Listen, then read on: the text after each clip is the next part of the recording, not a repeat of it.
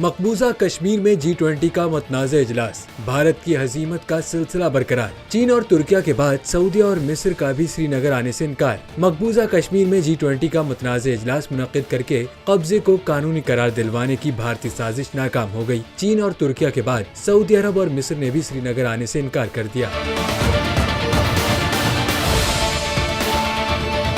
भारत के tourism secretary Arvind Singh ने गुज़िश्ता रोज बताया कि G20 ममालिक में से चीन, तुर्किया और सऊदी अरब ने अभी तक इजलास में शिरकत की तस्दीक नहीं की है। उन्होंने कहा कि खुसूसी तौर पर मदऊ किए गए मिस्र ने भी शिरकत के लिए रजिस्ट्रेशन नहीं करवाई। वाज़ेह है कि मकबूजा श्रीनगर में आज से G20 वर्किंग ग्रुप का 3 रोज़ा इजलास शेड्यूल है। मकबूजा कश्मीर में G20 इजलास के खिलाफ आज कंट्रोल लाइन के दोनों अतराफ मुकम्मल हड़ताल होगी।